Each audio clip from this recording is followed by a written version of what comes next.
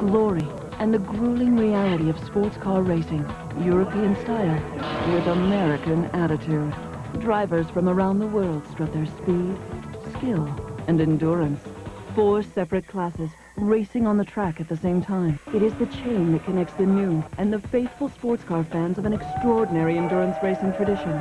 This is the American Le Mans Series. Hi everybody, welcome to beautiful Road Atlanta. We're just north of downtown Atlanta, Georgia. The American Le Mans Series is here for round number 2 of the 2005 season. It is the Grand Prix of Atlanta, and you're looking live down onto the racetrack where currently we are under a yellow flag condition here at the Grand Prix of Atlanta. Here are the headlines coming into today's event. Porsche making a huge announcement here at the beginning of the weekend. They're coming back to the American Le Mans Series with a prototype program. More on that coming up throughout the show. James Weaver wins his 12th American Le Mans Series pole position and currently leads the event. And in the GT2 category, Panos grabs the pole away from Porsche in their Esperante. The first time Porsche has not been on the GT2 pole in ALMS competition in some 3.5 years.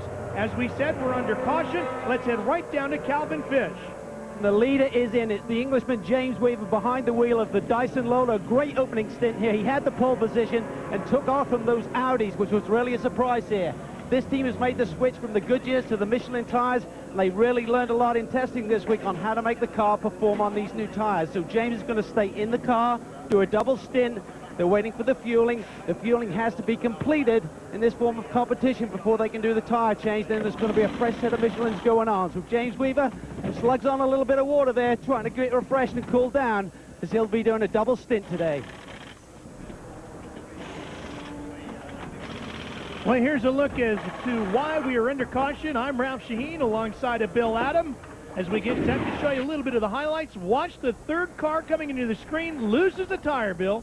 Right up there, this is one of the fastest sections of the track. Down through these S's, that is his own wheel that has just gone behind the car, and it appears that the center might have broken out of that wheel. Something very uncharacteristic for these Audi R8. They're normally bulletproof. Frank Biela kept the car perfectly under control, but look at this. You only see the center hub left back in there.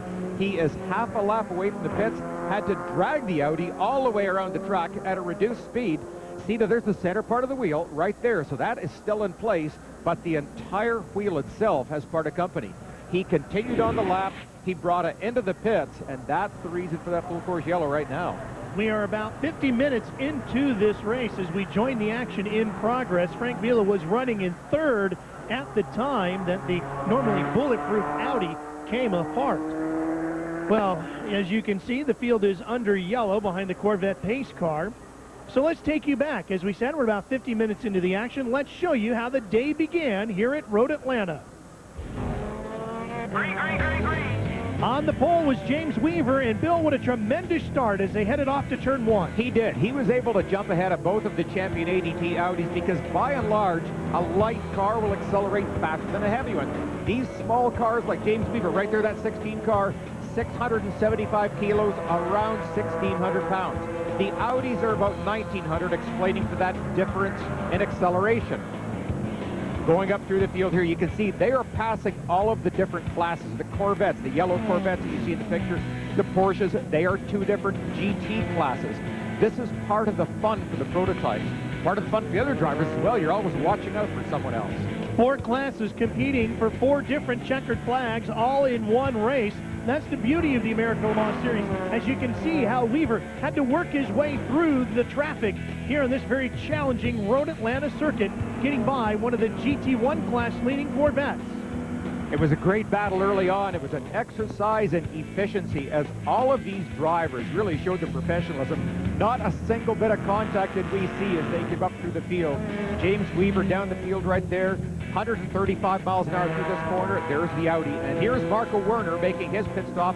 J.J. Lato about to jump over the wall and get in. Things going smooth for the #1 champion Audi. And then right at that point in time, during that pit stop, the sister car to this machine lost its wheel with Frank Biela behind the controls of the #2 car at that time. The big story in the GT2 class is the fact that the Panos started on the pole, and Brian Till's working pit lane for us and has more on that car. Indeed, Ralph, they did start from the pole. The first time for the Panos Esperante and GT2 competition to sit on the pole. They're looking for their first win. Bill Auberlin brought the car in the lead in GT2. Robin Liddell has taken back over, and the big surprise, the performance of these Pirelli tires. They have been bulletproof, but the Panos is going to get a penalty on one of the crew members on the stop. They'll be held here in pit lane. That's going to hurt. Let's get down to Calvin Fish. Well, the second of the Dyson cars had already made a pit stop. Chris Dyson turning it over to Andy. But when he went out under caution here, he immediately got a puncher in the right wrist. They brought him in for another stop. It shouldn't be too costly for them at this stage. Let's go back to Brian. Calvin, you talk about costly. It cost 20 seconds for the Panos team. An extra crew member over the wall on the stop. They were held for 20 seconds. They'll get back underway. At least it was under yellow flag on the racetrack. Won't hold them that much, but this competition is stiff. They need to get back out there. No penalties. They can't afford it.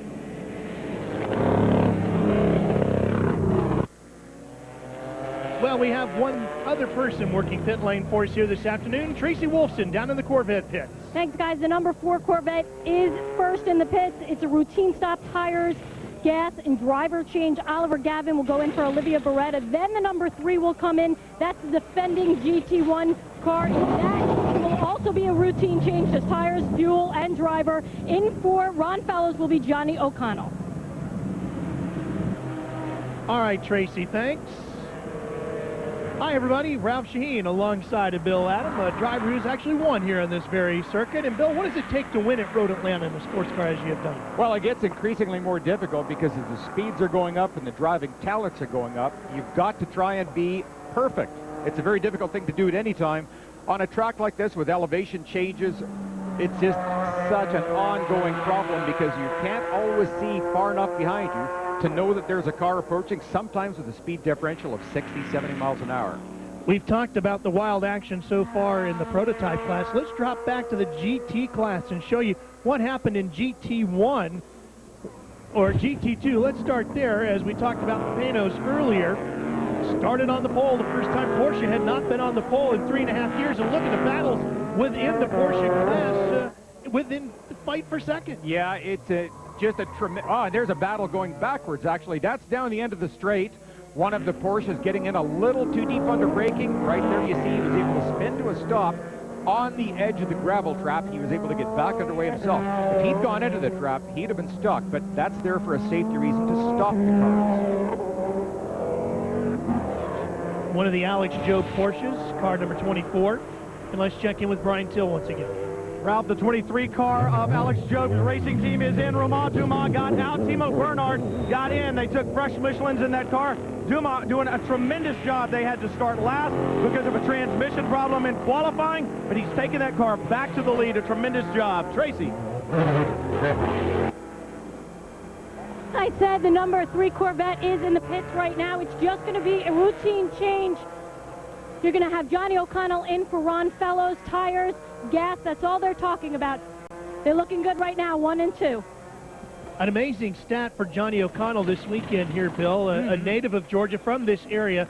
Such a great competitor in the American Le Mans Series. Many, many victories. For the first time in his American Le Mans Series career, he won his first pole position here this weekend, putting the number 3 Corvette C6R on the pole.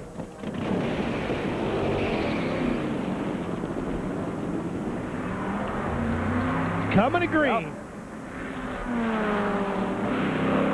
And we're back to green, and you will see our eye box appear, and you will get the different classes at the top of your screen as you will see who is running where here today.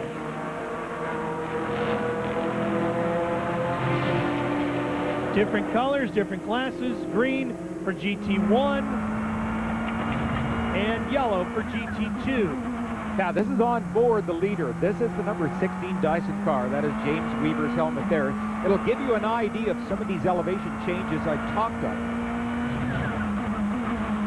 Up here at the end of the straight, you see he's just approaching this tight right that lead him onto the back straight. And at this point now, it's accelerate as hard as he can, up to over 180 miles an hour down the end of this long, undulating straight.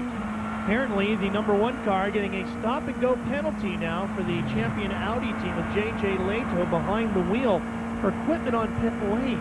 Oh, boy. Well, Well, things really coming in the hands of Dyson right now with the number 2 Audi suffering the tire problem, and now the number 1 Audi going to get a stop-and-go penalty. For more from the Audi camp, here's Brian, or I should say Gavin.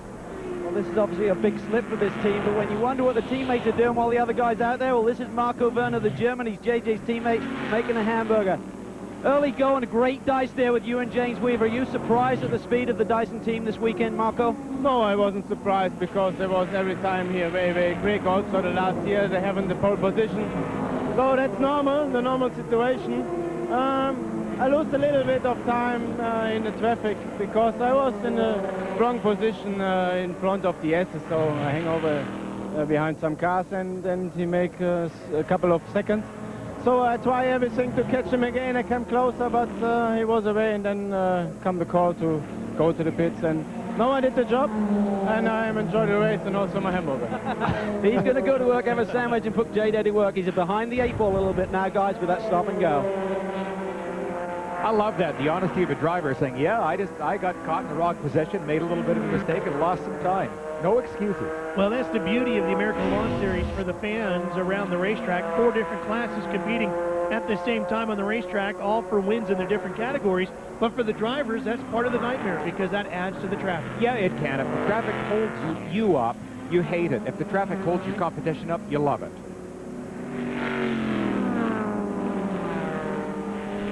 J.J. Leto, one of the greatest one of the greatest race drivers in the world, not just sports cars. He is simply a brilliant driver.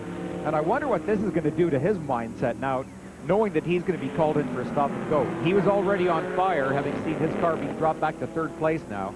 But I think with the penalty, that's going to give him a little added incentive to get his foot on it real hard here. We could have a great show. We see one of the P2 category cars having some difficulty right there. That's the 19. Of course, remember, there are the 4 classes, as we talked about. P1 and P2 are the 2 prototype categories, and then GT1 and GT2. And in simple terms, it's bigger and smaller versions of what seems to be similar cars. Yeah, exactly. I think the smaller class was brought in to try and get more cars up into it to allow a cheaper type of racing.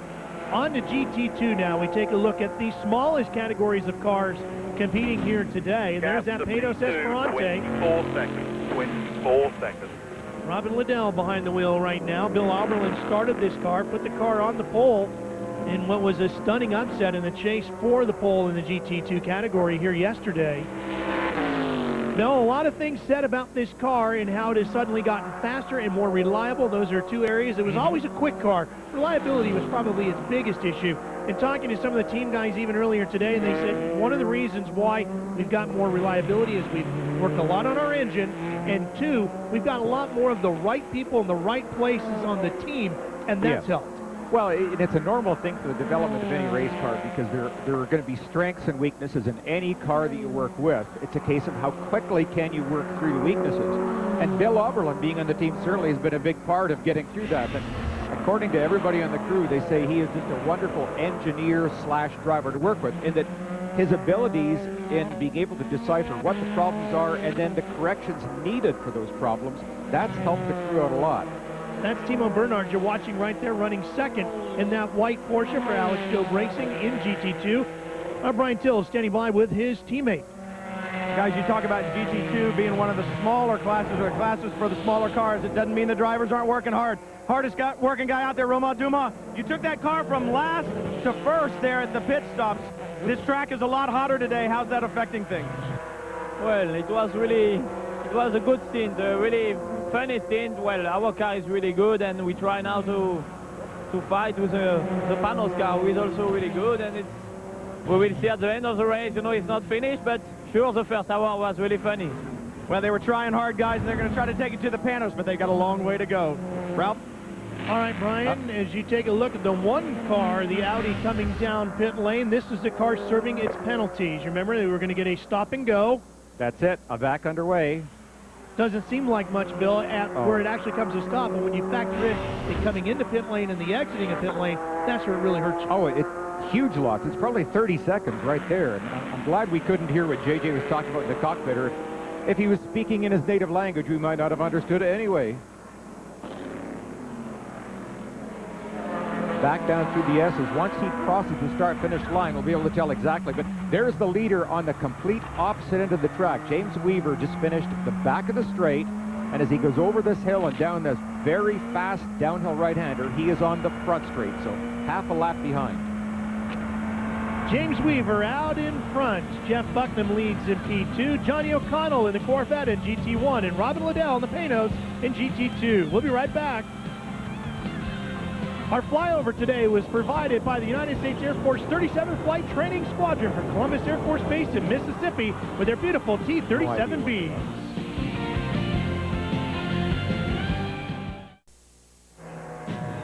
CBS Sports coverage of the American Le Mans Series is sponsored by Michelin, a better way forward, and by Porsche.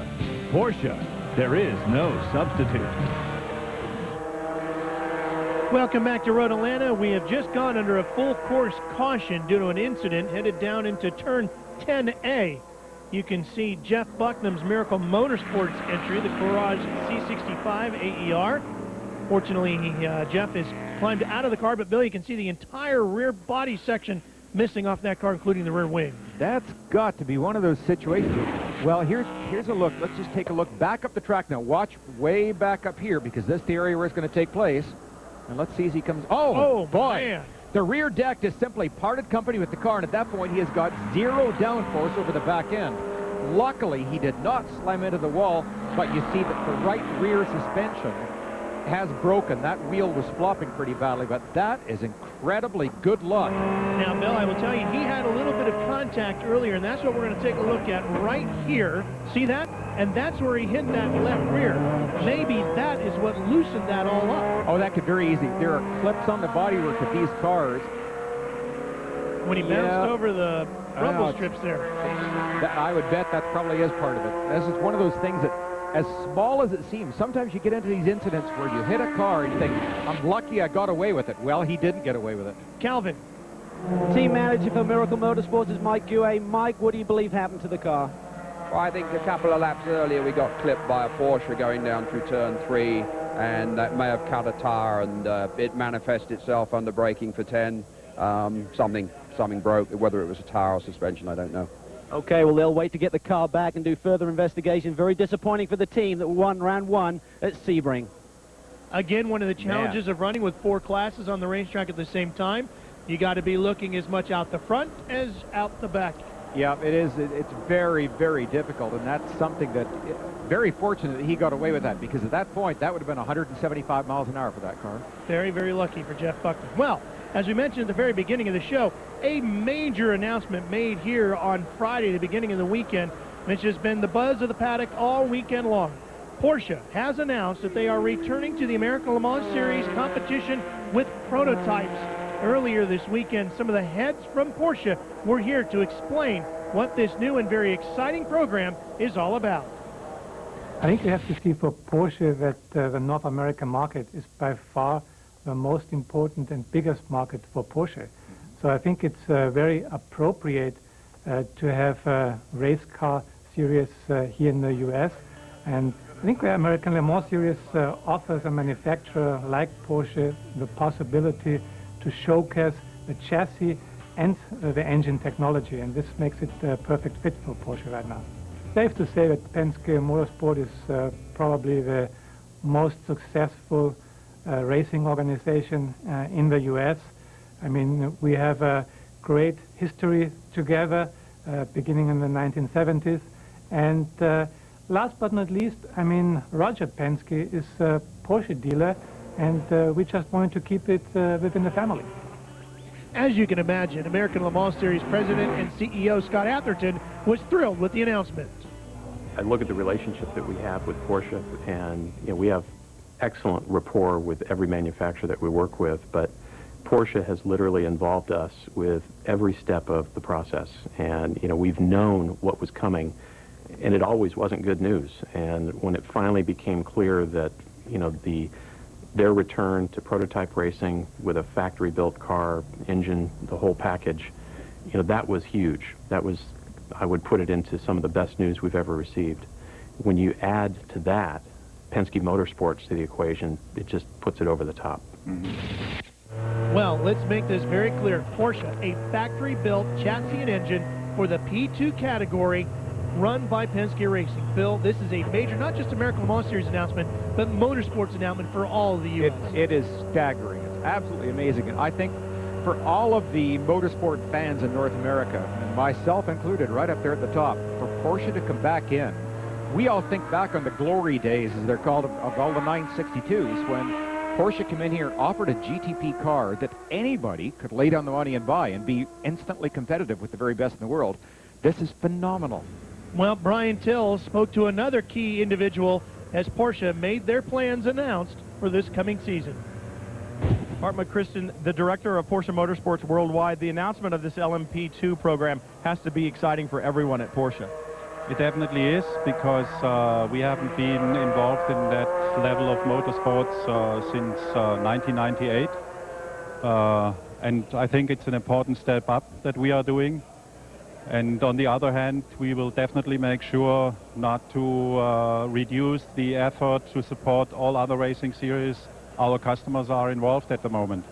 And as you look down the road at this program, how exciting would it be to then even move up to the P1 class at some point in time? It would definitely be exciting, but all the necessary surroundings have to fit to make a decision like that. At the moment, we have announced the program in LMP2, and we are happy to do that. And from there on, we have many options that we can pull from.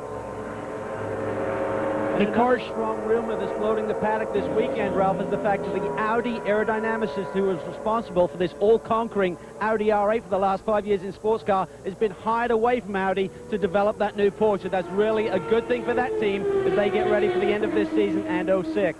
Oh, that's spectacular, Calvin, and that car should debut here at Petit Le Mans in the fall and also run at Laguna Seca at the very end of the season. But, Bill, I'm sure a lot of people are going to be wondering why P2 and not P1.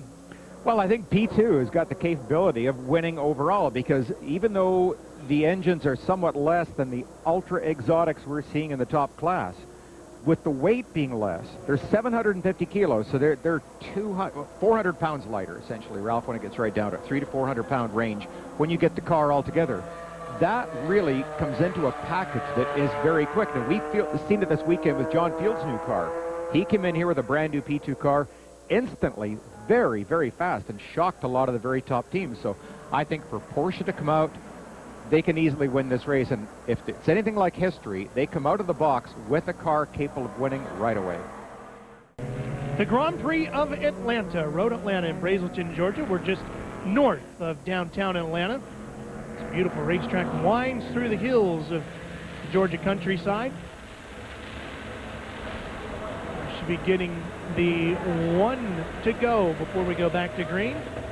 There you see it. Well, there was another exciting first for the American Le Mans Series here this weekend. The Klein Tools Pit Challenge. Time for the pit crew, guys, to get a little bit of the glory, not just all you drivers, Bill. This is going to be spread out over 4 events over the course of the season. Different teams were set up to battle against each other. Corvette went against Dyson in this round. Now, the pit stop times in American Le Mans Series a little bit longer than you might be used to in some other divisions of racing, because you can't do any of the work until the fuel is all in. Exactly, and the fuel flow is regulated. Each of these cars will spend exactly the same time getting that fuel in the tanks. So at that point, then, the real ego battle with the crew is who can do the fastest tire change. Get the old ones off, the new ones on, tightened up, and down and gone. Final round was Dyson Racing going up against the Peterson White Lightning Bunch, who ended up taking the win and the $10,000 check out of this round. The finals will be worth $20,000. These 4 teams will all move on. The next stop for the competition will be in July out at Infineon Raceway in California, and also at Lime Rock, with the finales at Laguna Seca Raceway in October, with a $20,000 first place check will be handed out. As we've said, there are 4 different classes battling here today, all racing for individual checkered flags in their different classes. Here's a look at the class leaders in each of the categories right now. In P1, the biggest and fastest cars. It's Dyson 1 and 2 with the Audi R8s giving chase. J.J. Lito back there in 3rd place. He got the benefit of this yellow flag. He was a long way back because of his stop and go, but he's back in contention again. This in the P2 category is very interesting because right in second place right now, another one of the major announcements here this weekend, the brand new Mazda showing up in the Courage chassis, and they're sitting in second place. Loudest car in the world, but it's beautiful. In GT1, the Corvette C6R is looking for their first victories in GT1 competition this year. Maserati sits in third with the Celine right in fourth, a very exciting category. And then in GT2, they win the pole. Can they hang on for the overall? The Pano sits in the lead. Yeah, I think they've got to be pretty pleased right now, because I talked to Bill Oberlin earlier and was asking how long he'd go in a tank of fuel, and he said, will we make it? And they have, so great news. We are back at it.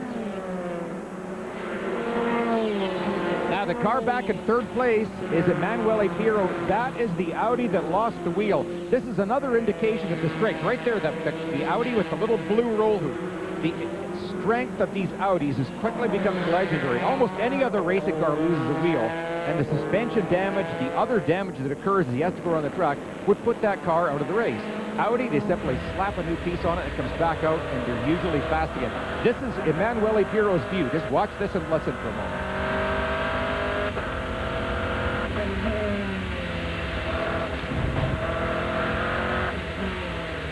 Now, one further thing. Up here, for you new viewers, watch these lights.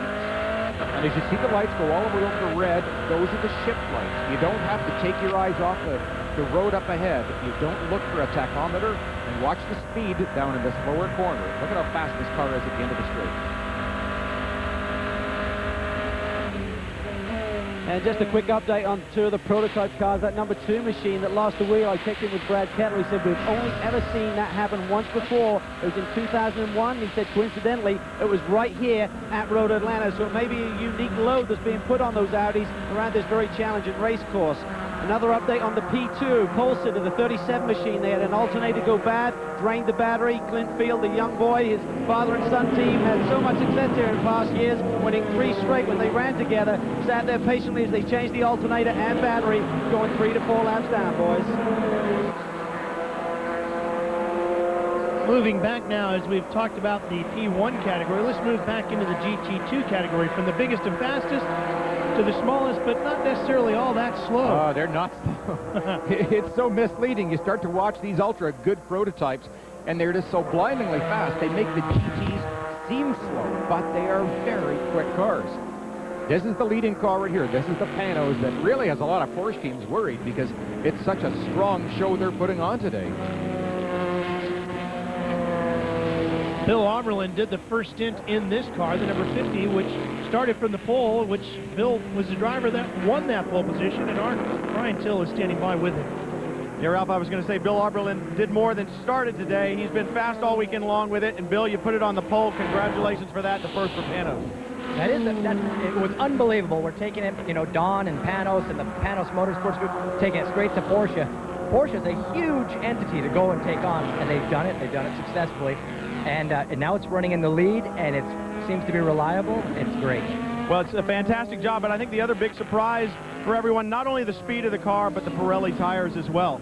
Yeah, everybody, you know, there's this thing that everybody just don't drive a Pirelli for whatever reason. I'm on them. I'm like, they're great. What are you talking about? And they run and they last. We could double stint them if we wanted to, so we're looking pretty good. I gotta say, I miss my wife. I'll be home tonight. I've been gone for a long time. And these guys with the Elan engine power program and the Pirelli tires and all this stuff, I'm so happy to be here. Well, he's enthused. You know, Bill Oberlin will drive or race anything, and he's always fast. This Panos and these Pirelli tires, definitely fast today. Well, and Brian, he is truly a speed demon. He built a speedboat that set a world record. It was a Carrera catamaran with an 1,100 horsepower Chevy V8 in it. Now he's building a chopper with a 145 cubic inch turbo motor on it with a full-blown Motec fuel management system. Same as the race car figures, should have about 420 horsepower in it. Boys and their toys. Oh, he is truly crazy. Wow, Corvette battle here. Look at this, the new ones and the old ones. The new ones and the old ones that we're talking about in the GT1 category right now, the darker yellow GT1 Corvettes are the current C6R factory car. The brighter yellow one that you're on board with right here with the blue stripe is basically last year's model, the C5R, which was run by the factory team and now has been put into customer service. The C6R runs first and second right now. The C5 is sitting back in fourth, fifth actually in class.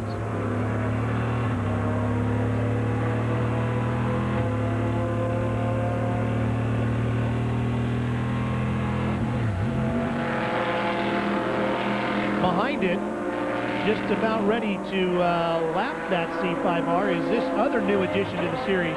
One of the most stunning cars on the racetrack, Bill, the brand new Maserati. Very, very exotic car. Essentially, the running gear in this Maserati is the same as the ultra-exotic Ferrari Enzo. But the body, in my mind, I think it's even a prettier car. It's very swoopy, very aerodynamic. Talking earlier with the owner and the mechanics, they're in love with this car. They have all the Italian passion for it. Feel the lines, they flow with the car. They just love it. Great sound, big V12 engine. Tremendous car. I love the addition of these exotics to this series. Fabrizio Di Simone out of Rome, Italy to drive. One of the Corvettes is off, and that is one of the C6Rs, number 4, which was running in second, with Ollie Gavin behind the wheel. You gotta watch your temperature. Oh, man. You gotta watch your temperature. And he's buried in that sand trap. Yeah, that's his his crew chief telling him, just watch that temperature, because he's still got the car running. What he needs to do is to shut it off. He cannot possibly get the car out, so he may as well just be patient, wait until a tow truck comes along to pull him out. They have to get a tow truck, because if somebody happens to spin at that spot and hit the car as it stopped there, that could be potentially very dangerous. And of course, we need to apologize for the frustration that came out in some language that probably shouldn't have out of Ollie Gavin. You can imagine battling for the lead in the GT1 category and then sliding straight off the racetrack into that sand trap. And Bill, that sand trap is a great thing and a tough thing for a driver all at the same time. It does a wonderful job at a very fast section of the racetrack to bring you safely to a stop, but then you're stuck. Yeah, exactly. Well, the alternative is, do you go into a sand trap or do you go into a guardrail? And of course, a sand trap isn't going to cause any or very little damage at worst. The guardrail could write a car and a driver off. Now, the bigger problem is going to be, once he gets out of here, and he will, is going to be all the gravel that comes with it. I'm looking, Ralph, too. Just look at this wheel up here. I wonder if something has happened in the suspension that maybe broke. That to me, looks like it's kind of a funny angle at that point.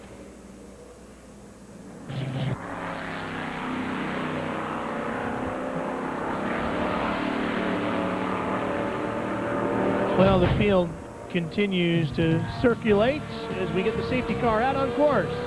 We'll be back for more from Road Atlanta with the Grand Prix of Atlanta, live here on CBS Sports right after this.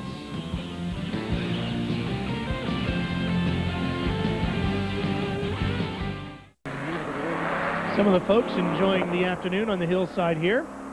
Now here's a look at what happened to Oliver Gavin. Watch the left side of your screen, Bill, at the top. Way up there, and I wonder if the spin hadn't started, maybe back there on that part. You just see some of this fine red Georgia clay dust on the edge of the road. Braking right there, he's under maximum deceleration, so just at that point of locking the brake, I think the dust could have been enough to do it. Well, Tracy Wolfson is caught up with the man in charge of the Corvette program. Tracy? Yes, I'm here with Doug Feehan. Doug, what happened with that number 4 car? I think Oliver just got into 10 just a little too hot. He was pretty much running by himself, and car got away from him a little bit. He backed it into the gravel.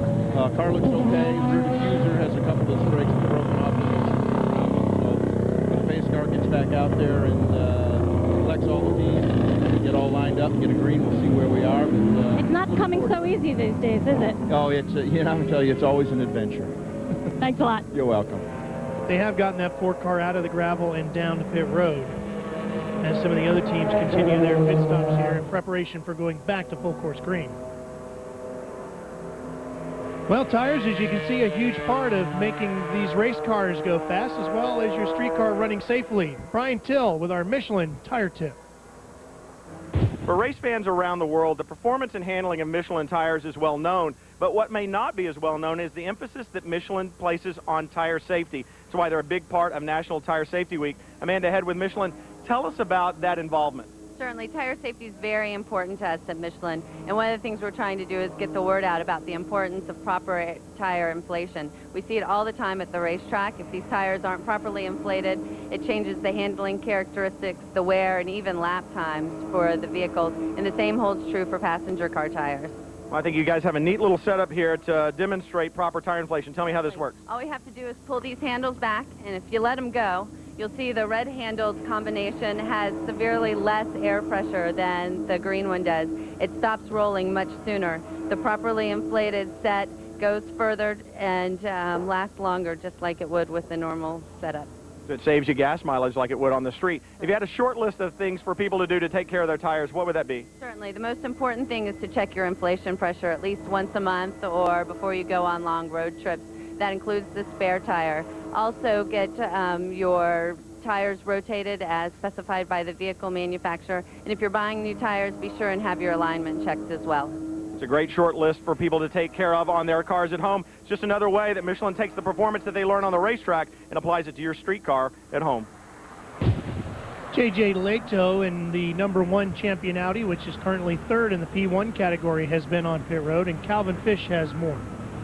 Well, strategy is always a key in this type of racing, Ralph, and what the team decided to do, he had relatively poor track position to bring him in, didn't change tires or anything, just topped him up with fuel. This increases his fuel window. By fuel window, we mean the point at where he has to stop again for more fuel to get to the checkered flag. The rest of the competition will have to stop a little bit sooner. He may catch a break with yellow and certainly have some hot laps on those tires to run out the end of his stint.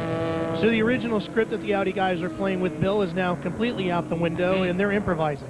Well, I think they knew coming in here, the Dyson cars, the 60 and the 20 car, were going to be faster cars because the Road Atlanta track, like a number of other ones around the country, just suit that particular car. They're very fast-flowing corners, and the nimble, lighter-weight Lolas of the Dyson cars, they handle just a tiny bit better. The ALMS series is so competitive that any tiny advantage will play off huge dividends.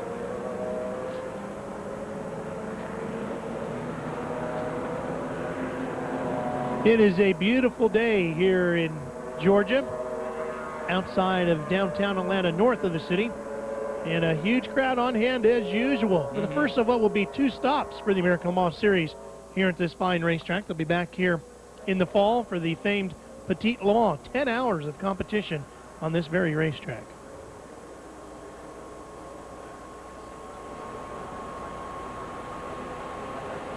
That's one of the best parts about road racing, Bill, is you can maneuver all around the racetrack. If you're a fan, you're not stuck in one particular grandstand seat. Take the action in from all over.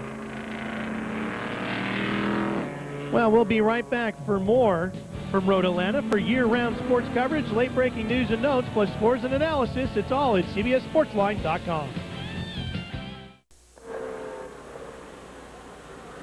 Timing and scoring provided by Jean Richard Swiss Watches, the official watch of the American Le Mans Series. Welcome back to Road Atlanta. Ralph Shaheen alongside of Bill Adam up here in the booth, and then downstairs on pit lane we've got Tracy Wolfson, Brian Till, and Calvin Fish working with us, who has a story on the champion Audi team. Well, the #2 car just pitted to top up with fuel, and we talked earlier about Frank Bieler maybe having a problem with the nose of the car. This is what had happened. You get a lot of rubber build-up here at Road Atlanta. It forms like a snowball effect, and then the wheel kicks it up and busts out these louvers. Now, at the Petit Le Mans, much longer race, they anticipate this, and they set the car up accordingly. With these louvers actually broken out, it creates more downforce on the front end of the car, because it lets the air escape, creating more downforce on the front of the car. So what they try and do at the longer race is set the car up with a little bit of understeer. When this gets knocked off, then the car is balanced. But for this shorter event, they didn't do that, so I would anticipate what happened was, here we have the piece of rubber right here. Look at the size of that thing. Weighs about half a pound. It just kicks off the tire, knocks this out. So for the shorter race, they hadn't set the car up that way, so thus Pirro had an imbalance in the car. They needed to change it. All right, Calvin, and we're back to green with the Dyson cars storming off into the distance, and back in the pack, here they come. Here come the Audis.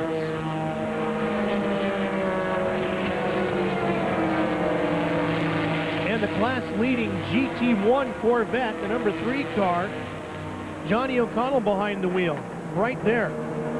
The Velocity yellow paint scheme. Right now, sitting with a pretty good lead. Johnny O'Connell in that #3 Corvette has a 1-lap lead over the Maserati. The Maserati having a really nice run so far. Here is a perfect example of the traffic, trying to get through classes. You just see flags being waved off to the side, watching it, warning the drivers of all this oncoming cars. 4 different classes competing here with the American Le Mans Series. P1 cars in the middle there. You can see one of the Audis in there. There's the GT1 class leading Corvette and the Maserati, and one of the P2 cars. And there goes one of the P1 there's Audis and a GT2 car. One of the Panos got into the back of that bluish P2 car right there. The number 19 car, having some trouble, has been running very slow, is trying to get out of everybody's way. And so many fast cars packed in there, Bill, he just couldn't escape quick enough. Oh, and somebody's got a tire cutting down, too. I think it's the Panos. It is. No. Which one, though? Left front. Oh, there's there the goes hood. The 51 car is the one with Maxwell behind the wheel right now. I wonder if that's the left front suspension that has been broken. Let's take a look. Well, the wheel is still standing up. The under tray is actually dragging on the road at that point. He'll have to come into pit lane this lap. And he does. You can see that half of that front bumper is torn right off. He probably hit the back of the car. Here, let's see what. Now, you see him going up the inside. Watch right there, and he just runs into the back of him. That's kind of an inexcusable move. You know the car is going to be decelerating heavily at that point. Brian Till. Well, the 51 car, Ralph, is rolling down pit road to its stop right now, to its pit box, and we can see a lot of damage on the front of that car. This car, bad luck all week long. They had a problem in practice the other day. Brian Sellers had an incident. They had to rebuild the entire front half of the car from in front of the front axle forward. Early in the race, they lost rear body work. They don't know why that came off, and now this collision out there, it looks mostly cosmetic. I don't see any damage to the suspension itself, but we'll have to wait until the left front tire comes off to really get a look at that. But obviously a lot of damage to the body, and you got to be concerned about radiators and such in there. That's also where the air comes in to feed the engine. So any way you look at it, this is going to be a long stop on pit road for the Panos boys, but they still have another bullet in the gun. The 50 car still out there leading GT2. Well, and it's one of the responsibilities for the drivers is that they're not only supposed to be fast, they're supposed to be intelligent and take care of these cars. Watch as he's going down the straight. Right there, you see that left front wheel. Just watch it, and just keep an eye. Look at this hood. Watch the height it gets. Just amazing. That thing had to be 30, 40 feet in the air. By good luck, none of the other competitors were. Oh, and another number 7. The 78 car. 78 cars in the gravel category. Off into the gravel trap. Michael Crawley and Rick Skelton sharing the driving duties behind the wheel of that car here this weekend. And Flying Lizard looked like he's been in the gravel trap as well, dropping a few stones out the back there. That's the 45 for Johannes von Overbeek is behind the wheel of the 45 here right now. Down at turn 1 as well. Here's a replay. Look at the number of cars coming into the corner. He is way on the outside edge. 4 wide. Contact with the Flying Lizard car there, and he goes straight in. Look how fast the car slows down in the gravel. That is what it's supposed to do. The 45 was up at the top of the hill. He was able to continue, and it appears with no damage on that Flying Lizard car. This is the new paint job. One of the cars stays as it was last year, the red and silver, but this new black and silver is brand new. And that car buried into the gravel trap. And they quickly got that tractor out to either bury it or tow it out of the way. Now this is what is called a local yellow, which means there's just a yellow out in that section of the racetrack. The rest of the track stays green. All of the oncoming drivers, as they come down the front straight, will get ample warning that up ahead there is something going on. Please be careful. With the tractor able to drag that car out so quickly, that's why they don't have to worry about a pace car in this spot. Dyson team not really worrying about anything right now. The leaders in P1 running 1 and 2. James Weaver in the 16, Andy Wallace in the 20, just lapping. But I'll tell you what is really interesting too. J.J. Lato, even though he made a pit stop and was, challenged for the lead amongst teammates. Holding his hand up. The number 20 car's got a problem. He held his hand up, warning traffic behind him. What was that? Maybe he was frustrated with the GT2 car in front of him. Well, perhaps that is it.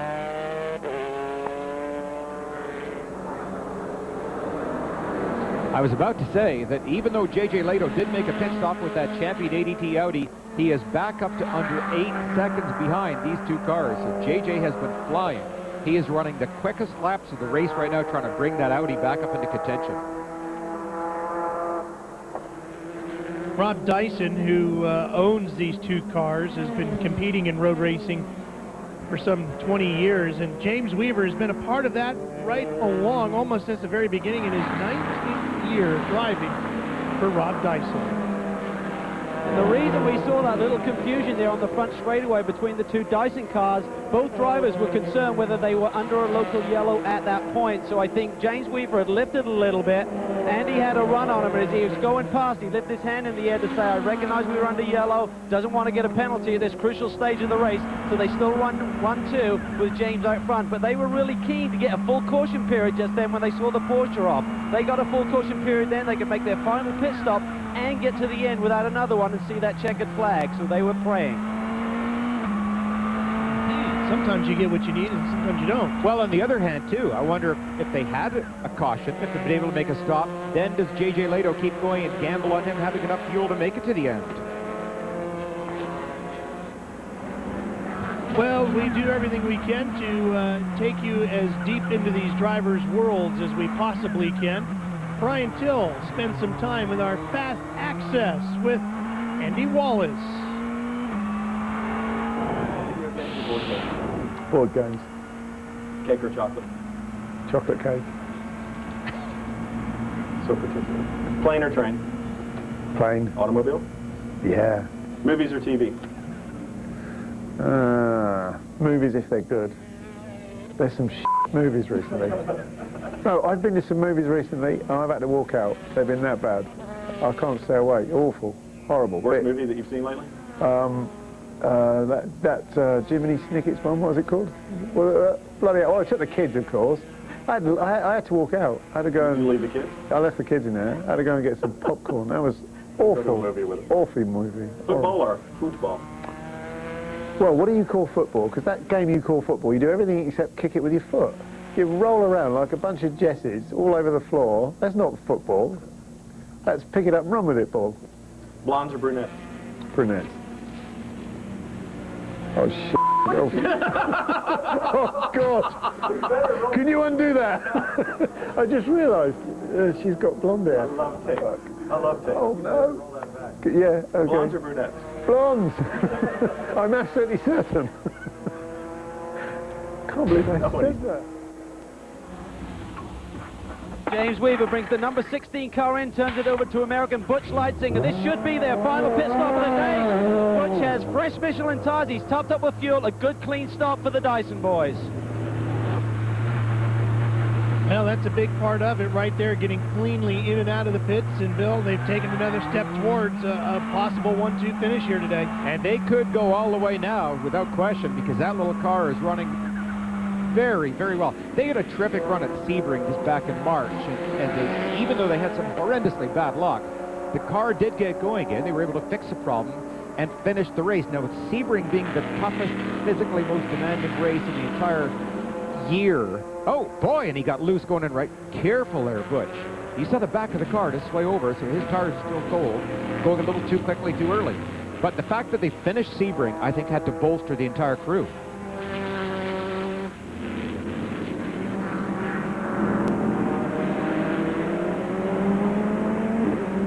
That's Butch cleanly onto the back straight now, so his tires should be getting up to temperature at this point.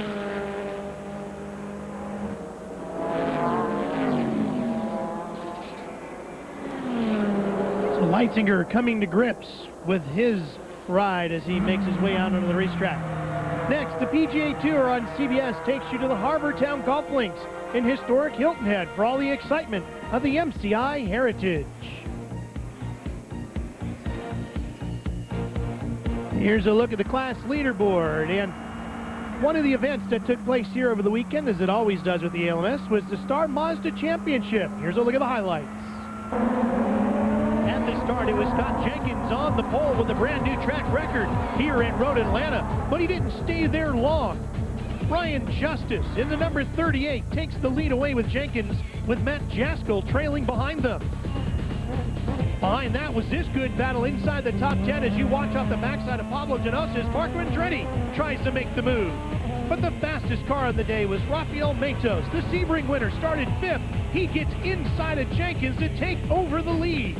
That pass was made with less than 10 to go, and he held on for back-to-back victories in the Star Mazda Championship presented by Goodyear, with Scott Jenkins finishing in second and Jestel in third. We'll be back with more from Road Atlanta right after this.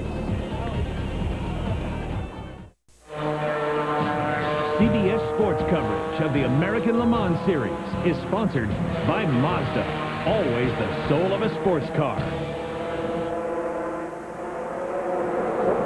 Welcome back to Road Atlanta. This is round 2 of the American Le Mans Series. This is the Grand Prix of Atlanta. Ralph Shaheen alongside of Bill Adam here in the booth. 4 classes competing on the racetrack at the same time with the American Le Mans Series. You're watching the battle live for the P1 category, and it's a good one. Andy Wallace is the leader in P1 in the blue and white Dyson entry at the front of the pack here. Just behind him, J.J. Leto has stormed up to catch him in second place in the beautiful champion Audi. And Bill, this is a tremendous fight for the P1 lead. Oh, it's terrific right now that J.J. obviously has been inspired by getting a stop-and-go penalty earlier. Plus, they had that gambling pit stop. Oh, no, and he's coming back in. He's going to be doing a quick splash. So the champion Audi making its way down pit road with J.J. Leto. You know what? Quite frankly, I don't understand this because J.J. already made one stop to get that fuel. It looks like they're going to do a tire change. They've got guns out ready for tires. And possibly just one tire. Looks like maybe they think they have an issue with one tire. Maybe on the left. Oh, I'm not even sure.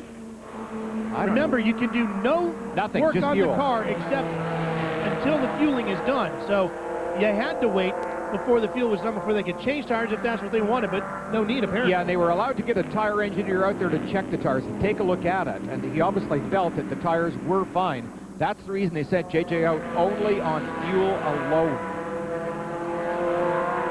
Well, that should be the last time he visits pit lane. Definitely. Yeah, the car will definitely make the end of the race now. Although I'm surprised. I thought they would have gambled and waiting a little bit more, maybe hoping for another yellow flag incident to bring a pace car out.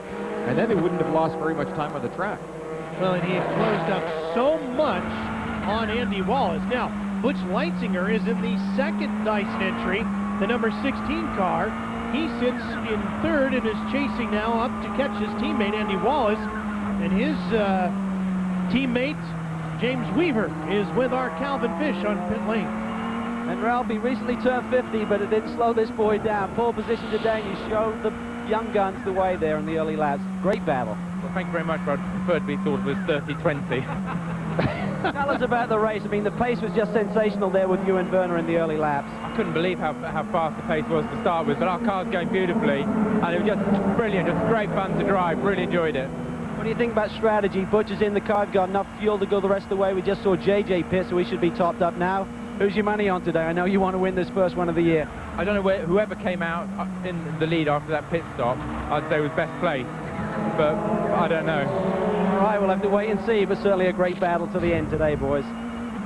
One of the most likable men in the paddock area, James Weaver. Very funny. Listening to he and Andy Wallace together sometime is just, it's like a comedy skit. They're both wonderful people. Bill, the Dyson cars were, as James Weaver told me yesterday, were basically out to lunch earlier in the weekend and really struggled to get the cars where they wanted to. They've been working very hard with the Michelin engineers. They made some major changes. They had some serious brainstorming sessions with the race engineers and then started to step up rapidly yesterday during the daytime and qualified the car basically in race trim. And that's one of the reasons why they felt so confident going into today's race. Well, I think a lot of people, me included, expected them to be instantly faster on the Michelins. But I think we all forgot about one thing, is that when you make such a substantial change as in tires, that it's a case of reacquiring the proper balance of the car. Little tiny things change. Ride heights change, the handling changes, and you have to reacquire that perfect setup that they had last year at the Goodyears. Now, last year, the only frustrating part came, the Goodyear tires weren't capable of running a sustained quick pace. The Michelins are capable of doing that. The Dyson car loves to be slammed to the ground as low as he can get, and that's right where it's running here at Road Atlanta. Well, Thursday on Survivor, 2 challenges will push the castaways to the limit. The winner gets immunity, but in a Survivor first, the loser will be exiled to a deserted island. Don't miss a stunning new Survivor Thursday at 8/7 Central on CBS. The Dyson car continues to lead with Andy Wallace behind the wheel. Clint Field leads in P2. Welcome back live to Road Atlanta for the Grand Prix of Atlanta, round 2 of the American Le Mans season for 2005. Here's a look at our Michelin field summary and the different tire brands that are making up the field here today. Quite a variety. It's amazing. I'm really surprised, too, that the Pirelli have come back strong to challenge Michelin. And it's something that the Michelin engineers enjoy, this challenge, because they want to work harder and feel better about beating the best. Andy Wallace continues to lead here in the P1 category, which is that car you see screaming along the straightaway here. And here's a look at what's going on in GT2, and what a fight it is. The smallest of the classes here. That red and silver Panos right there is one we've been talking about all weekend, and he's just retaken the lead. He literally just did. He just passed that number 23 Porsche of Timo Bernhard directly behind him. This is the factory Porsche from Alex Job Racing. Timo Bernhard, last year's reigning champion in the class, and Robin Liddell from Scotland just having a great run along with partner Bill Oberlin. Well, they're having a great run, and they're going to have that great run all the way to the checkered flag. I checked in with both of those teams. They have made their final stop. They should be good to go. Now, it's going to be a long stint for those guys.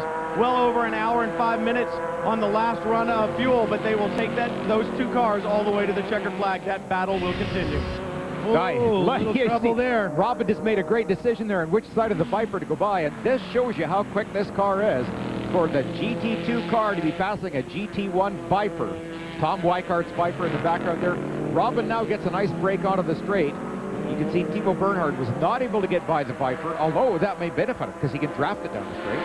And Bill, with as much excitement as there has been here this week, and with the announcement that Porsche is coming to the American Le Mans Series with a Penske-run P2 category car later this year, there will be just as much frustration if the Panos ends up winning GT2. For sure. Although, you know, a second ago I talked about Michelin engineers loving a challenge.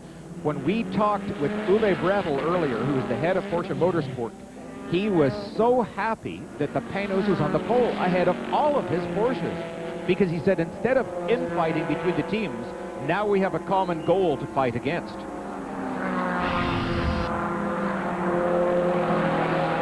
always looked for the highest standard to beat. That's the goal.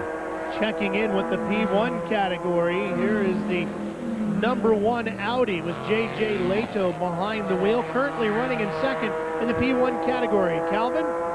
Well, we just want to answer that question as to the strategy of JJ's last pit stop. I checked in with Mike Peters, and he said we had a big enough lead over the number 16 car that we could bring JJ in, top him up with fuel, and maintain that track position over the 16 cars. We're currently running second, and we believe the 20 car has to pit for fuel, so we should have the lead at the end of that. Just checked in with the number 20 team and the Dyson guys. They said for sure we're short on fuel. We would need a massive yellow to get us to the finish here. They believe they've got about 12 more laps in that fuel tank, and the 20 car with Andy Wallace will pit, and then that will give that strategy of the 1 car the lead, hopefully. Wow, that's incredible. That really is brilliant strategy, because right now JJ has closed up to 34 seconds behind Andy Wallace, who's leading the race.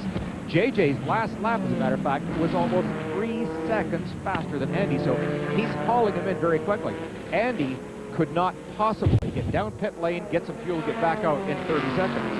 Now we're checking in with the GT1 category, the fastest and biggest of the GT cars, and that car right there, the brand new Chevrolet Corvette C6R. This is the factory car with Johnny O'Connell, who lives right near the Road Atlanta circuit, leading in the GT1 category. But there's some excitement brewing in this class. Look at him flashing the lights. He was just flashing the headlights there, some sort of a signal. Sorry, Ralph. No, I don't know what that was all about. Yeah, I guess he just knew he was on camera. He was just saying hi. Boy. That happens when you get out front. The Celine right there runs in second place in GT1. The Asemco-backed car having a good day here. Yeah, they are. That's Johnny Molan from England in the car right now. He's with Terry Borcheller. They have a little bit of damage, actually, on the nose of the car, but it's not in an area that would hurt them aerodynamically. They have been scratching and trying to find out what's been wrong with this car. They had a fairly major change from last year. Yeah, you can see right there clearly the damage. They've just run into the back of somebody is what it is. But the rear wing was narrowed substantially. Notice how it's just like off the edge of the body. Well, it was 3 inches wider, and it may not sound like a great deal, but when you add that 3 inches on each side plus the depth of the wing, that's a lot more rear downforce. So another situation of where they too have been searching to regain the balance of the car, the proper downforce both front and rear. The Asemco team has put together 2 of these cars this year. Did a lot of work over the wintertime. The other car has already been shipped over to France, getting ready for the 24 Hours of Le Mans. Now here's a good look at that Maserati with Fabrizio Di Simone driving the MC12 right now. And this car is having a tremendous run here today as well. Bill sitting in 3rd. They're having a very good strong run. They had a good run at Sebring. They were a little bit heavier than they were here. Full course yellow right now. We just heard word that's coming out so they can pick up the debris on the track. Is this going to be a long enough yellow for the Dyson team? No, because I'll tell you why. Once they go in the pit lane, champion is by. What this is going to be, though, is a sprint race now at the end. They can both go right flat at it. And at this point, with half an hour left, they don't have to take a full tank of fuel. They can go with a lighter load. Here's a good look at the elevation changes here at Road Atlanta. You can see how steep the climb is.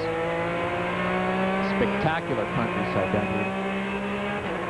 Always been one of my favorite tracks. It just rolls its way through the hills, and it has remained very, very good through the years. No frost heaves, no major bumps. It's really a treat for everyone to drive on. And with those gravel traps, it's a very safe track nowadays as well.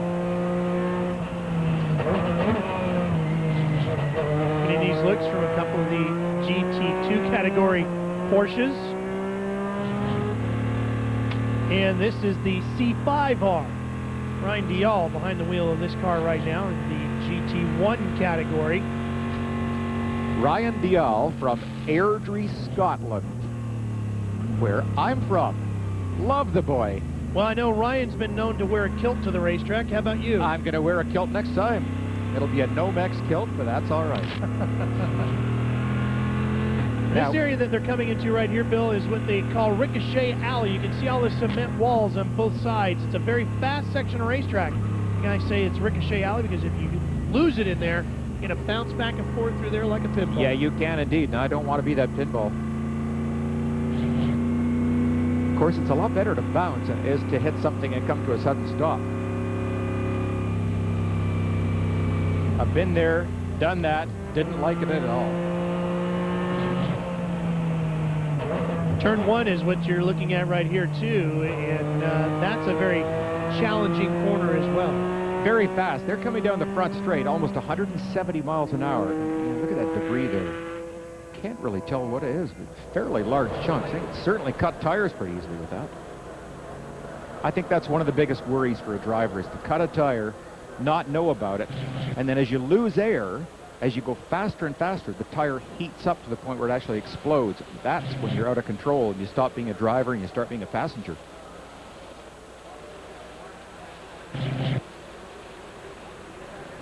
Great day for spectators. I mean, the weather couldn't be better, could it? 65 or 70 degrees. No, and it's been very good for the performance of the cars as well, because a nice day makes for good horsepower.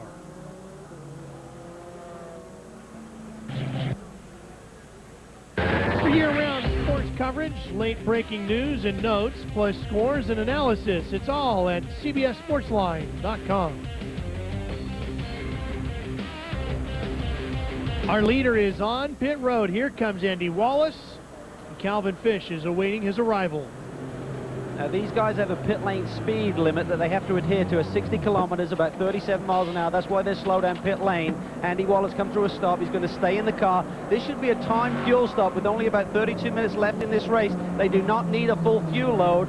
They typically take about 30 to 35 seconds to get all of the fuel in. This should be about 25 seconds. They'll time that. They'll tell the guy on the radio to pull the fueling out, and then they'll put a fresh set of Michelin tires on. Now, we talked about the team doing a lot of work with the Michelins this week. They've really found good direction with this setup. They need to go a lot stiffer with these tires than they had last year. They're about 50% stiffer on the spring rate, and that gives them a number of advantages when they're setting up the car. They can run the car a little bit lower without hitting the ground and get much better downforce on the car. Looks like a routine stop here under caution. They're waiting for the final tires to get locked up, and Andy Wallace will be underway.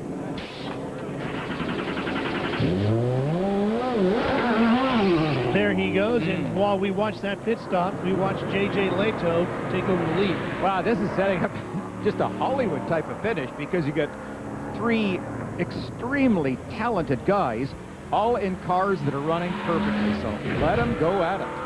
Johnny O'Connell holds on to the GT1 category lead in the C6R factory Corvette. Tracy Wolfson with more.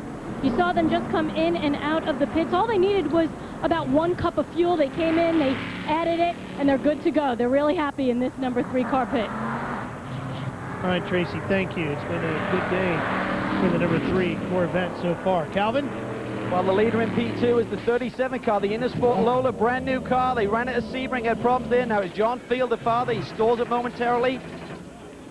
And now he needs a select neutral. There's a real sequence of events that has to happen in the cockpit. When they do stall it like this, the mechanic rushes in. He's working on something there, switching over something on the dash. Now, these cars have to fire under their own power. They're not allowed to be push-started here, so he's got it back underway. Martin Dixon, the crew chief, waves him out to try and get it to the checkered flag here this afternoon. John Field is the defending champion here at Road Atlanta in LMP2. Well, we've shown you the leaders in 3 of the categories as we get set to take a quick break. Here's a look at the leaders in the GT2 category, where the Panos continues to lead. We'll be back with more after this message in a word from your local station.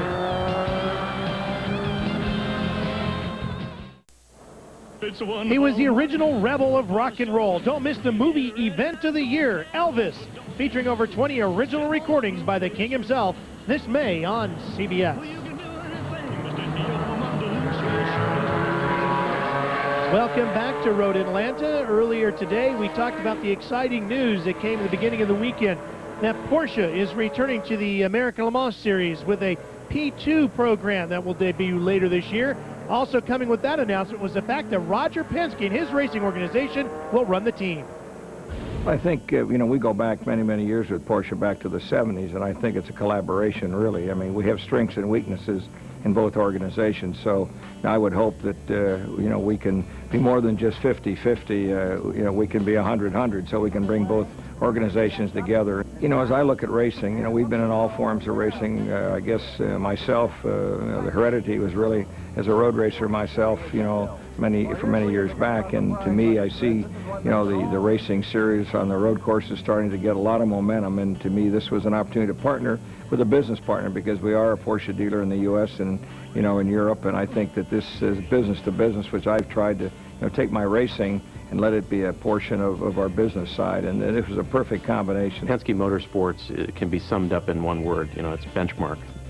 They are the standard by which everyone else is measured, and to have them endorsing the American Le Mans Series the way they are, coupled with what Porsche represents, I mean, if someone had asked me to write the best case scenario for how we could bring Porsche back at this level, this truly would be it. And I think Penske also has a reputation for being on the leading edge of trend.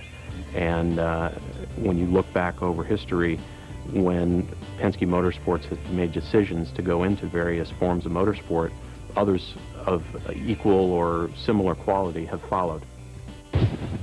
Such an exciting announcement, really, for sports car fans all around the world, because Porsche has so many fans on every corner of the globe. And to team up with Roger Penske, you saw in that old video, pictures of Roger and the late, great Mark Donohue. Yeah. They dominated sports car racing with the Porsche 917-10 at 30. And you know what, Bill? As we get set to go back to green, and we do go back to green, and there goes J.J. Leto, P1 category leader, and back behind him, here he comes, Butch Leitzinger. This is going to be fun. Butch is one of the best young American talents. Just really, really good in the car. Now, he's in a fresh car without a problem. Leto's in a good Audi without a problem. Andy Wallace is just behind Butch, too, so we got a battle here. And let's set it up, Bill. With the amount of time that's left in the race, there's really only one thing to do. Go get it. Flat out by everybody. JJ has got to try and get through traffic as quickly as possible, and that's one of his strengths. He is very good going by lapped cars and taking good risks, and that's a fine line. The great driver from Finland, JJ Leto, out in front and trying to close in. You saw that car getting loose coming out of the corners.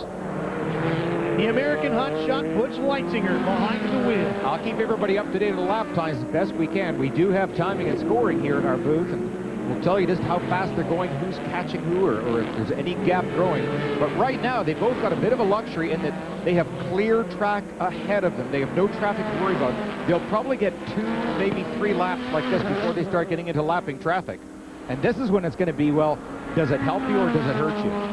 And Butch, coming from such a great sports car racing family here in the U.S. His father, Bob, was a great racer in his own right. In fact, Rob Dyson, who owns this team, says that one of the best lessons he ever got in racing was a 50-minute stint behind the wheel of a car running behind Bob Leitzinger. Said he learned more that day chasing Bob than he did in his entire career. And now Bob works as a spotter and a communicator on the Dyson racing team. Well, you talk about JJ Leto being fired up. During that caution period, he radioed into Mike Peters. He said, let me loose. I want to go racing. They said, we've played all our cards today, buddy. Go for it. You got to beat Butch. He's strong today. What does that do to a driver when you hear that, Bill? You love it. I mean, it gets you inspired because you know that you're working for the whole crew. It's not just a case of single selfish sports at this point. You know that there's 40 different people in the Champion Racing organization that have worked really hard to get you to this position. You don't want to let them down. So tremendous pressure. And the top people, the top athletes, whether it be a football player or race car driver, they respond under pressure. Well, JJ Leto just ripped off a 1:12.9 that lap. Butch Leitzinger was a 1:13.0, so they can't get much closer. 6.3 second lead. This is fun. You're watching two surgeons at work, and this is where, like watching skiers, it looks so easy because they're glassy smooth, both of these drivers. You don't realize how hard they're working. Tiny little adjustments in the cockpit.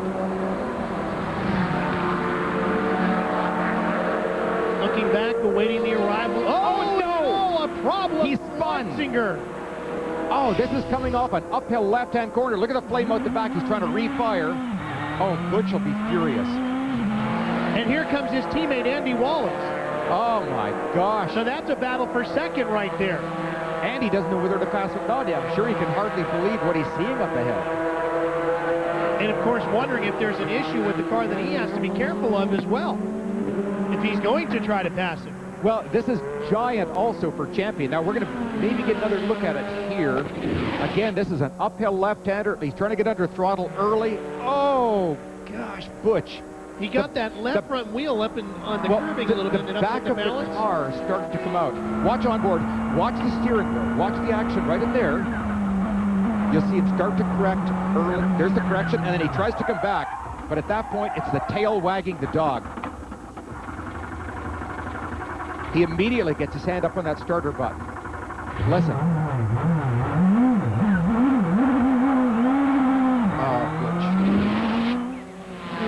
Bill, I just checked in with the team and they said no problem with the car. He was just chasing really hard. They believe he got a wheel up on the inside curve and just turned him around. So he was on full tilt and it cost him dearly there.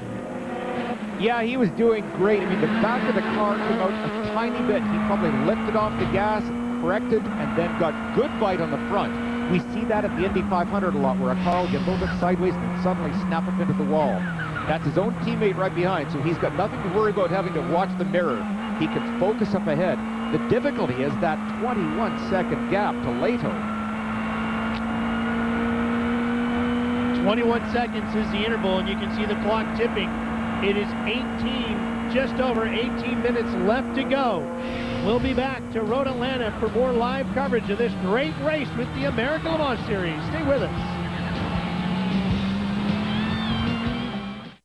Next Sunday, CBS Sports takes you to Imola, Italy, where Fernando Alonso and his team Renault try to continue their dominance as Michael Schumacher and his Ferrari team try to get on track at the Grand Prix of San Marino.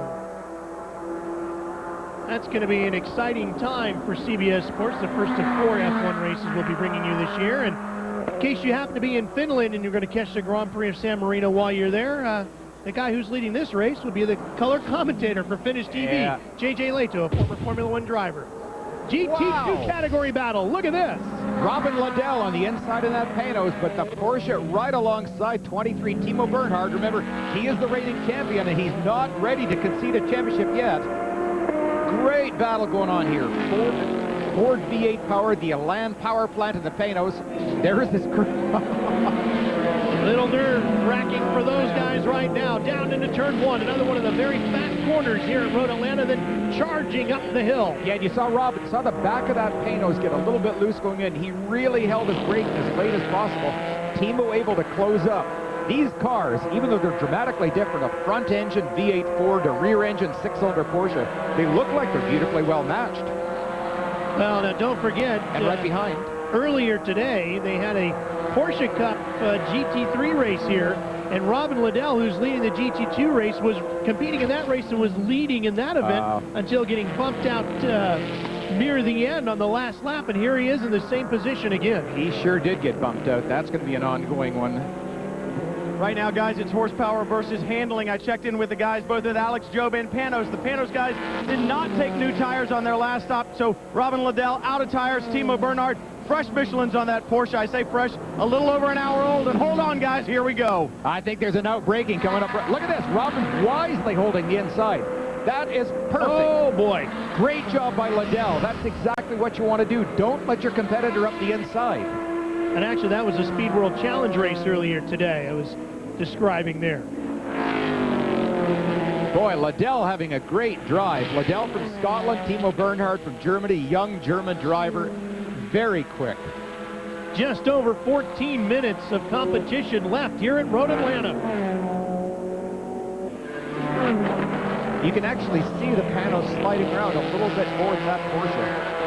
Alex Job, the owner of the number 23 Porsche, had just disastrous luck at Sebring, a multi-time champion, all North American racing formats. Alex Job does the best cars going, and he had both of his cars fail at Sebring, so if he were able to win today to beat the Panos, it would certainly be one step back in the right direction for them. We're focusing on this great battle in GT2 because nothing has changed at the front of the field in the P1 category, where J.J. Leto continues to lead by some 20 seconds over Butch Leitzinger. So we'll continue to watch this furious battle here in GT2. Boy, look at the Porsche. He got a great run on him, Ralph. Alongside. Down one of the fastest sections and hard braking at the far end. Who's got the better brakes? Well, we're going to find out. Look at Liddell. Inside. No smoke this time. Hangs on. Gosh, tremendous. Bill Oberlin was saying how well this Panos is braking to outbrake a Porsche. Look at, there's Billy right there. Bill Oberlin, his teammate, thrilled at what he is seeing. What a shot in the arm this has got to be for this Panos team to win the pole and run so strong here today. If they can come out of here with the win, Bill, they will be just soaring over this racetrack. And this is another car. This is a customer car, much like you can actually buy these racing Porsches from the factory. Well, you can buy one of those racing Panos and come and join us in the American Le Mans Series. No better advertising than this. Bill, you talked earlier about Uwe Brettel from Porsche being enthused about the Panos being in the series. I just spoke with the Alex Job team. They said, we are loving this. We've got somebody else to fight, and we are having a ball. Although he'd love it a lot better if that Panos is in the mirror of Timo Bernhard right now. This is a 16 of Butch Leitzinger trying to catch up to J.J. Leto, and because we've got 4 classes racing on the track at the same time, he's got to fight his way past that great GT2 battle for their class victory. Once again, Robin Liddell is going to keep along this edge of the track here. He does not want to let the Porsche down the inside. again in that tremendous braking battle. It's a better battle of brakes than horsepower almost here today, Bill. They're beautifully balanced. It looks like they accelerate very, very similarly. Maybe a slight edge to the Panos, but not much. Okay, at the same time, you're sitting back here in second place. You're Timo Bernhard. You know what you've been doing with your brakes. Are you setting yourself up? Because at that point, you're just literally 2 corners away from the finish. Is he saving a little bit of brake for one more last lap challenge? He may be, or he may be pushing as hard as possible, trying to get him to overheat his brakes. That's the other thing. Even more brake battles on this racetrack, Bill. Look at this fight. Wow, Emanuele Pirro just about on the tail of the Dyson car. They're closing in the GT2 leaders.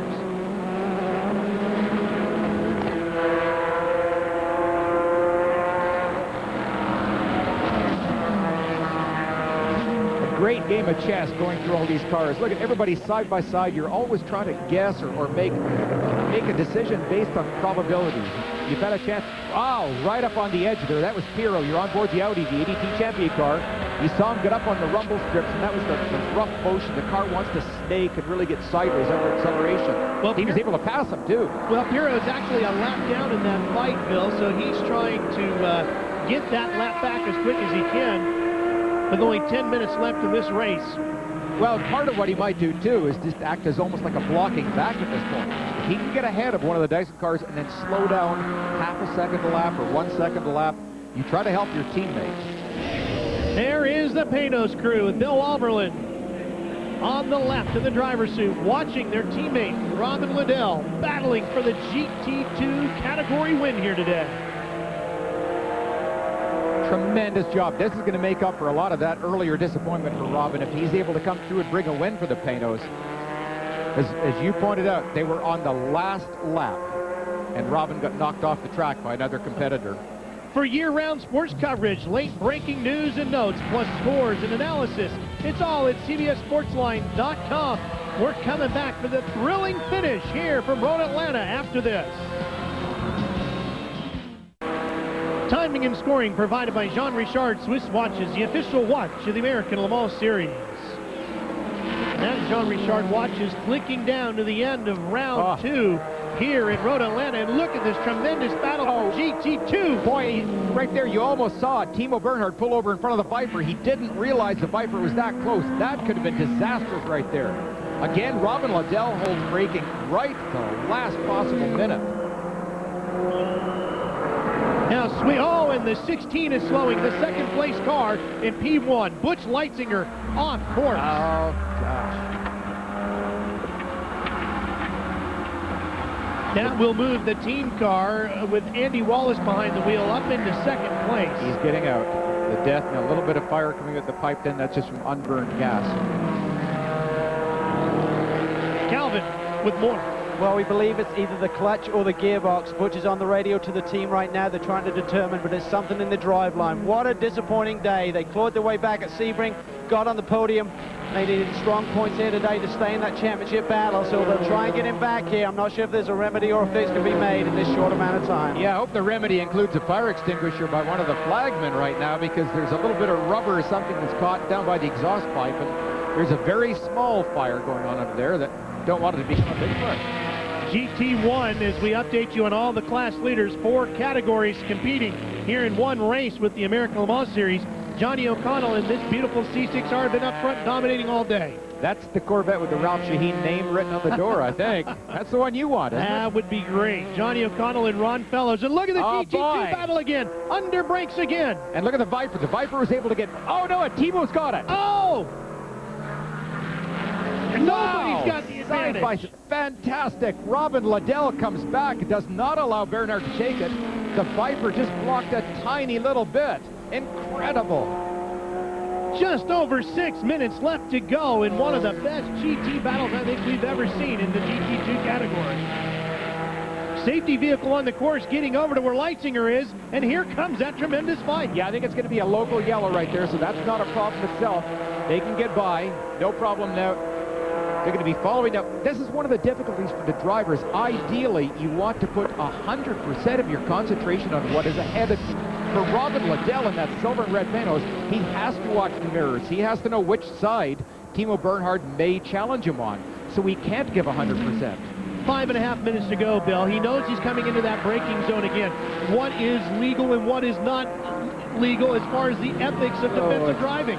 It's such a gray line. I mean, you're allowed to move a little bit, but blocking going across the track, back, you can't do that. You can't get away with repeated blocking. Here's Timo again getting alongside.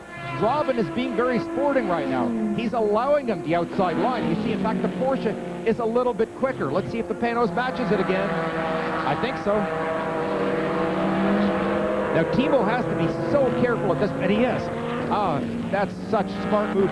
He knew that Robin had the right to turn into the right-hand corner. He did not want him to make contact with his front tire, perhaps cut a tire. There is team owner Alex Jobe. He looks pretty calm. Hi, Alex. Alex had a very frustrating Sebring for the first time in 17-year history of Alex Jobe Racing. They suffered a double DNF at Sebring, and this is a great way for him to bounce back. And Alex wasn't always this calm here today. Watch this. This is behind the Viper just a couple of minutes ago. That's it. Hit the screen, Alex. That'll help. And then he has to tuck his hands back down. He doesn't want to do anything. Once again. Boy, Robin Liddell again holding inside lines. And look at the leader in behind them both. J.J. Leto right behind the two of them. Now, Leto has to be very calm and patient at this point. His team have probably warned him. He hit him. Contact. Timo got into him. Oh, no. Timo got, and that's the exact same spot where Liddell got spun around earlier today in the Speed GT World Challenge race. I don't believe it. Oh, my. Well, you can guarantee there will be a protest coming on this one. Robin Liddell now running in second place at that Panos. I don't think there's a prayer of catching him. We've already got word the number 50 team is protesting 23, Alex Jobe Racing, for that bump. And they could very easily get a small time penalty for it. It looked like one of those racing incidents, but we're not the judges. Just under 3.5 minutes left to go. Here's what took place. Now, remember, the Audi is in the background, so Timo may take his concentration back a little bit, but look at him up the inside. At this point, I don't know, he started to move from right to left. Do you think he thought he was going to have room to cut back behind him? I hate to jinx this, but I think that is a racing incident. I think Timo realized he could not make the corner.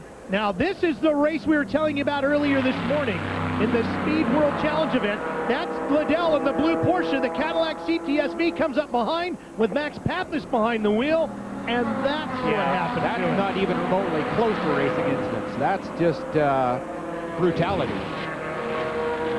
Well, a black flag is being displayed for the 23 of Timo Bernhard, the Alex Jobe Racing entry.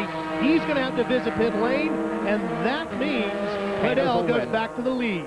Unbelievable. I feel sorry, and I don't know what to feel. I can certainly understand everything going through Timo Bernhard's mind, and I think he realized he was in a bad position, tried to do everything possible, but at that point, Robin is going to get off the throttle, the brake a little bit more. The combination of facts. Here he comes down pit lane. Heartbreaking day for Timo Bernhard. Down to the speed limit that's mandated by the ALMS to keep everybody going pretty slowly down this pit lane.